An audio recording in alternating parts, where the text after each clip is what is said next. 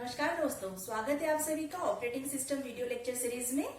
तो आज हम डिस्कस करने वाले हैं राउंड रॉबिन शेड्यूलिंग। इसके पहले हम बाकी की जो शेड्यूलिंग एल्गोरिथम है like FCFS, SJF, SRTF and priority, preemptive, non preemptive both, ये सब डिस्कस कर चुके हैं। तो राउंड रॉबिन एल्गोरिथम जो है इन सब एल्गोरिथम से थोड़ा सा हटके है। अभी तक जो हमने एल्गोरिथम डिस्कस की उसमें हम अराइवल टाइम के अकॉर्डिंग शेड्यूलिंग कर रहे थे, या फिर सीपीयू बर्स्ट टाइम जिसका शॉर्टेस्ट है उसके अकॉर्डिंग शेड्यूलिंग कर रहे थे, या फिर गिवन प्रायोरिटी के अकॉर्डिंग शेड्यूलिंग कर रहे थे। But in case of round robin हम इसे बोल सकते हैं कि ये एफसीएफएस का प्रीएम्प्टिव वर्जन है। ठीक है, जैसे एफसीएफएस में हम अराइवल टाइम के अकॉर्डिंग प्रोसेसेस को शेड्यूल करते थे, वैसा ही राउंड रॉबिन में भी करेंगे। बट यहाँ पर एक एक्स्ट्रा चीज जो अभी तक किसी भी एल्गोरिथम में स्पेसिफाई नहीं होती थी, यहाँ पर टाइम स्लाइस या टाइम क्वांटम स्पेसिफाई होगा। मीन्स हर प्रोसेस का हम अराइवल टाइम देखेंगे और उसके अकॉर्डिंग शेड्यूल करेंगे, बट हर प्रोसेस का turn according to given time quantum आएगा। ठीक है, ये जो राउंड रॉबिन है ये प्रीएम्प्टिव एल्गोरिथम है, हम इसे बोल सकते हैं कि एफसीएफएस का प्रीएम्प्टिव वर्जन है। देन यहाँ पर एक एक्स्ट्रा चीज डिफाइंड रहेगी, स्पेसिफाइड रहेगी हर प्रॉब्लम में, टाइम क्वांटम या जिसे टाइम स्लाइस भी बोलते हैं। तो टाइम स्लाइस में जो भी टाइम दिया हो 2 millisecond 3, according to that time quantum हमें सारी प्रोसेसेस को शेड्यूल करना। प्रोसेसेस को शेड्यूल करेंगे तो टाइम क्वांटम के अकॉर्डिंग शेड्यूल करेंगे, और जब उसका टाइम क्वांटम फिनिश हो गया, फॉर एग्जाम्पल अगर हमारे सिस्टम में 5 प्रोसेसेस है और पांचों के लिए टाइम क्वांटम डिफाइन किया हुआ है 4 मिली सेकेंड, तो हर प्रोसेस 4 मिली सेकेंड तक एग्जीक्यूट होगी। For example P1 4 millisecond execute होगा। जैसे ही ये time quantum time slice finish हुआ, नेक्स्ट प्रोसेस का टर्न आएगा और जो आपकी फिनिश्ड प्रोसेस है वो कहाँ शिफ्ट हो जाएगी, अगेन रेडी क्यू में। और अगर मान लो कोई प्रोसेस का जो सीपीयू बर्स्ट टाइम अगर वो 4 मिली सेकेंड से है या उससे कम है, मीन्स गिवन टाइम क्वांटम में अगर प्रोसेस अपना एग्जीक्यूशन फिनिश कर लेती है तो वो कहाँ जाएगी, फिनिश स्टेट में। ठीक है, अब अगर जब प्रोसेस का एग्जीक्यूशन कंप्लीट नहीं हुआ है तो वो कहाँ शिफ्ट हो रही है, रेडी क्यू में। तो यहाँ पर जो प्रोसेसेस का स्टेट्स है वो कैसे से हो रहा है, कॉन्टेक्स्ट स्विचिंग के थ्रू। हमने कॉन्टेक्स्ट स्विचिंग का कॉन्सेप्ट पहले ही देखा है। तो कॉन्टेक्स्ट स्विचिंग जब भी होती है प्रोसेसेस की, तो उनका करंट स्टेटस सेव होता है पीसीबी में। हर प्रोसेस की एक पीसीबी मेंटेन होती है। तो हम इसका जो डेफिनेशन है थ्योरेटिकली वो देख लेते हैं। Round robin as first point is preemptive scheduling algorithm, time slice is given for each process execution. Once a process is executed for a given time period, it is preempted and other process executes for a given time period. Then context switching is used to save current state of a process. तो अब इस concept को हम समझते हैं numerical problem में कैसे apply करते हैं। तो देखते हैं न्यूमेरिकल प्रॉब्लम राउंड रॉबिन का। तो सबसे पहले देखिए क्वेश्चन दिया हुआ है, यहाँ पर 5 प्रोसेसेस दी हुई है सिस्टम में, और यहाँ पर एक टाइम क्वांटम दिया हुआ है 2 मिली सेकेंड्स का।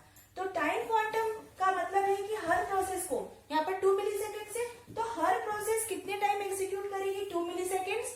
और इन 2 मिली सेकेंड्स में अगर उसका गिवन बर्स्ट टाइम कंप्लीट हो गया, मीन्स अगर प्रोसेस ने एग्जीक्यूशन कंप्लीट कर लिया तो वो फिनिश स्टेट में जाएगी, अदरवाइज वो कहाँ शिफ्ट होगी, रेडी क्यू में।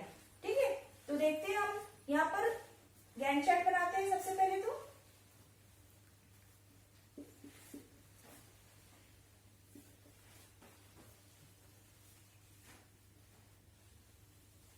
अब देखिए यहाँ पर एक इम्पोर्टेंट पॉइंट ये है कि अभी तक भी हम सारे जो शेड्यूलिंग हमने देखी उसमें हम गैंट चार्ट बनाते थे, बट यहाँ पर एक डिफरेंट थिंग ये है कि आपको गैंट चार्ट के साथ साथ एक रेडी क्यू भी मेंटेन करनी होगी। अगर आप अपना क्वेश्चन सही से सॉल्व करना चाहते हैं, वैसे तो अगर आपकी प्रैक्टिस हो गई है तो आप विदाउट रेडी क्यू भी इसे सॉल्व कर सकते हैं, बट अगर रेडी क्यू बनाएंगे तो आपकी मिस्टेक होने के चांस 0 हो जाएंगे। तो यहाँ पर हम एक रेडी क्यू मेंटेन करते हैं।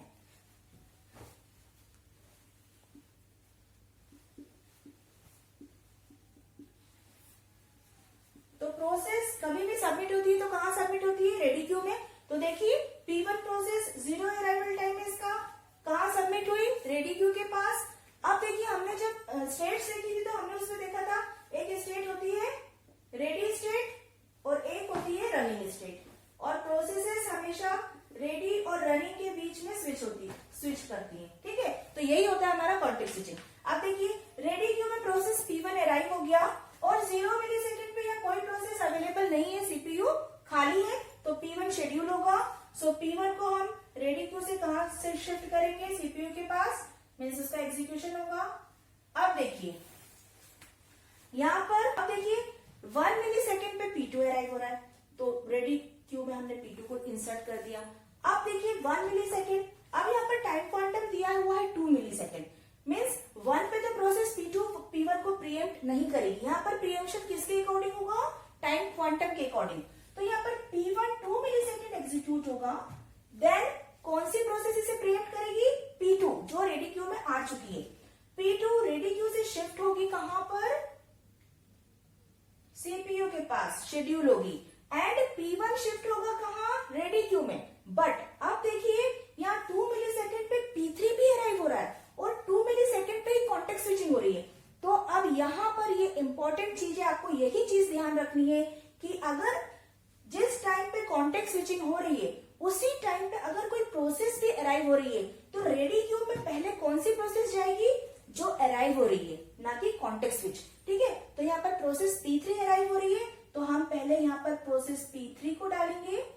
ठीक है, यहीं पर मिस्टेक होती है, आप ध्यान रखेंगे इस चीज का।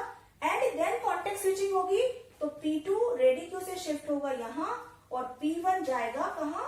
रेडी क्यू में। ये बात कर रहे हैं हम 2 मिली सेकेंड की। अभी process P4 and P5 arrive नहीं हुए हैं। ठीक है, यहाँ पर स्टूडेंट्स क्या मिस्टेक करते हैं? अगर रेडी क्यू मेंटेन नहीं करते हैं तो सिंपली वो क्या करते हैं? 2 मिली सेकेंड सारी प्रोसेस को दे देते हैं, मीन्स सीक्वेंस में P1, P2, P3, P4, P5 का एग्जीक्यूशन कर डालते हैं। तो यहाँ पर देखिए, यहाँ पर आपके मिस्टेक होने के चांस होते हैं, तो आप रेडी क्यू मेंटेन करिए यहाँ पर। ठीक है, अब देखिए 4 मिली सेकेंड पे, अब देखिए यहाँ तक हो गया। अब जब P2 एग्जीक्यूट कर रहा है, P2 एग्जीक्यूट कर रहा है, तब 3 मिली सेकेंड पे प्रोसेस P4 अराइव हो रहा है और हम इसे किसके बाद डालेंगे? P1 के बाद रेडी क्यू में। एंड 4 मिली सेकेंड पे जब P2 की कॉन्टेक्स्ट स्विचिंग होनी है तो फिर प्रोसेस P5 अराइव हो रहा है, तो अब रेडी क्यू में पहले कौन सी प्रोसेस जाएगी?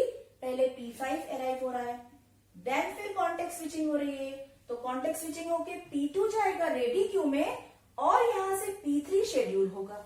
तो हम P3 को यहां से कट करके शेड्यूल करते हैं एंड P2 को शिफ्ट करते हैं रेडी क्यू में। Is it clear? ठीक है, अब देखिए साथ ही साथ आपको यहाँ 2 मिली सेकेंड एग्जीक्यूशन हो रहा है, तो आपको यहाँ 2 यहाँ पर रिमेनिंग टाइम लिखते जाना, नहीं तो अगेन कंफ्यूजन हो जाएगा। तो देखिए 5 में से 2 मिली सेकेंड एग्जीक्यूट होकर 3 बचा, यहाँ पर 2 बचा। अब देखिए P3 का टर्न आया। ठीक है, अब P3 एग्जीक्यूट होगा, P3 अगेन 2 टाइम एग्जीक्यूट होगा, तो यहाँ 1 बचेगा। अब देखिए जब P3 कॉन्टेक्स्ट स्विच करेगा तो रेडी क्यू में कौन सी प्रोसेस अवेलेबल है? अभी यहाँ पर फर्स्ट P1, तो P1 शेड्यूल होगा और P3 रेडी क्यू में शिफ्ट होगा। ठीक है, अब P1 शेड्यूल हुआ, अब P1 के कितने मिली सेकेंड रिमेनिंग है? 3 में से वो 2 मिली सेकेंड फिर से एग्जीक्यूट करेगा, रिमेनिंग बचेगा 1, फिर से कॉन्टेक्स्ट स्विचिंग होगी, P1 कहां शिफ्ट होगा? P1 शिफ्ट होगा रेडी क्यू में और P4 शिफ्ट होगा सीपीयू के पास। ठीक है, अब देखिए P4 का एग्जीक्यूशन होगा 2 मिली सेकेंड्स, यहां बचेगा 2, अगेन कॉन्टेक्स्ट स्विचिंग होगी, P4 शिफ्ट होगा रेडी क्यू में, P5 कहां शिफ्ट होगा?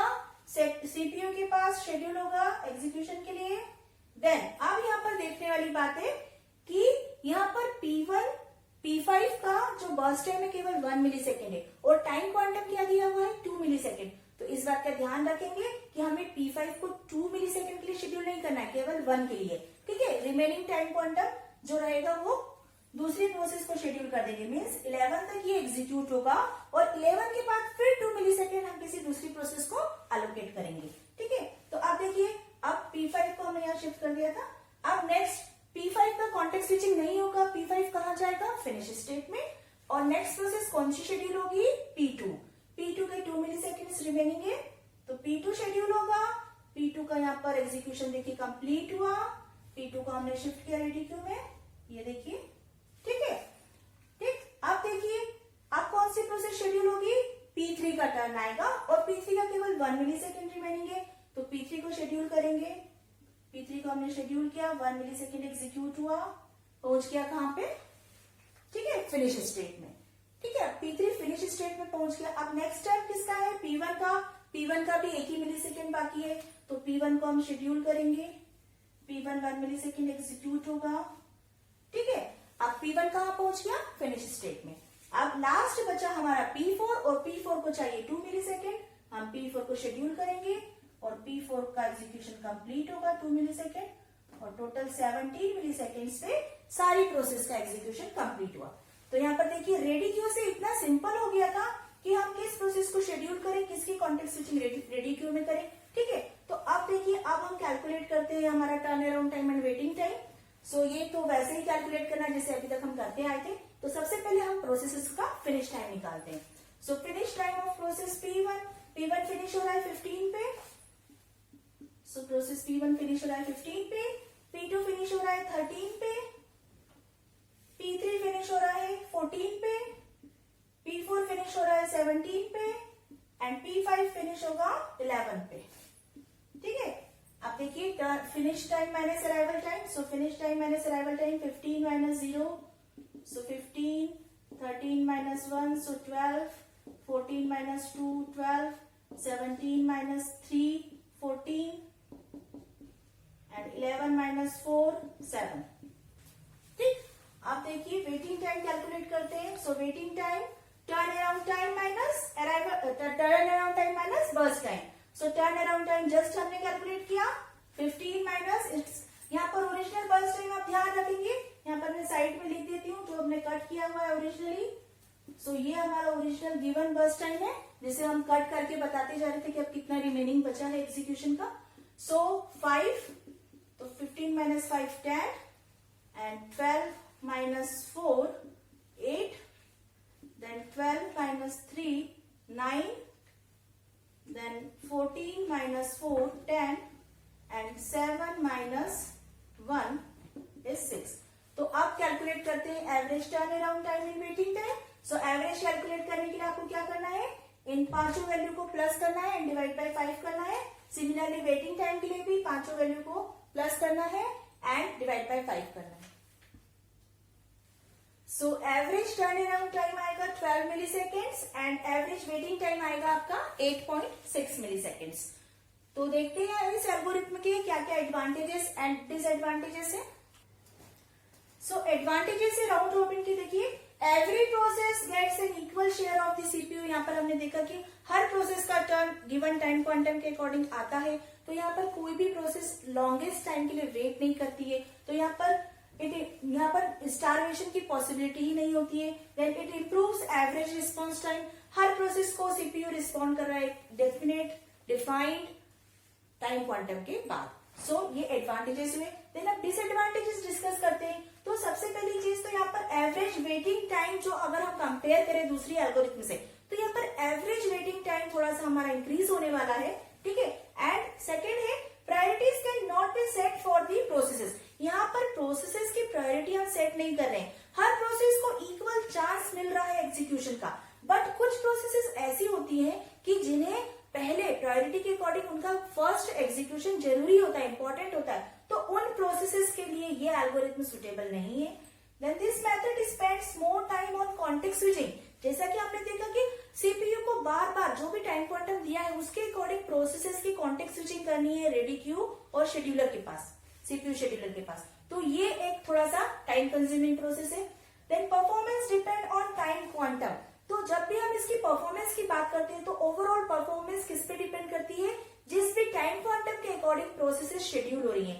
ठीक है, then setting the quantum too short increases the overhead and decreases the CPU efficiency. तो ऑब्वियस सी बात है, जब हम टाइम क्वांटम की बात करते हैं तो अगर टाइम क्वांटम को अगर हमने बहुत छोटा कर दिया, ठीक है, तो जब टाइम क्वांटम का टाइम बहुत कम होगा तो प्रोसेसेस की स्विचिंग क्या होगी, बढ़ जाएगी। कॉन्टेक्स्ट स्विचिंग बार बार करना पड़ेगा सीपीयू को, तो ये जो है एक ओवरहेड इंक्रीज कर रहा है सीपीयू के लिए, साथ ही साथ सीपीयू की इफिशियंसी कम कर रहा है। बार बार कॉन्टेक्स्ट स्विचिंग करना पड़ेगा, बार बार प्रोसेस का स्टेट उसे पीसीबी में सेव करना पड़ेगा, देन अगेन रीलोड करना पड़ेगा। तो यहाँ पे सीपीयू की इफिशियंसी अननेसेसरी वेस्ट हो रही है, देन डिक्रीज हो रही है। Setting the time quantum too long may cause poor response to short processes। तो अगर मान लो जो टाइम क्वांटम है, अगर उस टाइम क्वांटम का टाइम अगर मान लो बहुत ज्यादा है, जब छोटा है तो कॉन्टेक्स्ट स्विचिंग बार बार होगी। अगर टाइम क्वांटम बड़ा है तो क्या होगा, जो छोटी प्रोसेसेस जिनका बर्स्ट टाइम बहुत कम है उन्हें क्या करना पड़ेगा, बार बार क्या करना पड़ेगा, बहुत टाइम तक वेट करना पड़ेगा। तो लॉन्ग और शॉर्ट दोनों ही केस में कुछ ना कुछ प्रॉब्लम यहाँ पर अराइज होगी। तो ये थे एडवांटेजेस एंड डिसएडवांटेजेस। तो अभी तक अगर आपने मेरा चैनल सब्सक्राइब नहीं किया है तो चैनल को लाइक शेयर एंड सब्सक्राइब कीजिए, साथ ही बेल आइकन को प्रेस कीजिए ताकि मेरे लेटेस्ट वीडियो की अपडेट्स आपको तुरंत मिल पाए। तो नेक्स्ट वीडियो लेक्चर में हम मिलेंगे multi level queue scheduling and multi level feedback scheduling के साथ। तब तक के लिए धन्यवाद।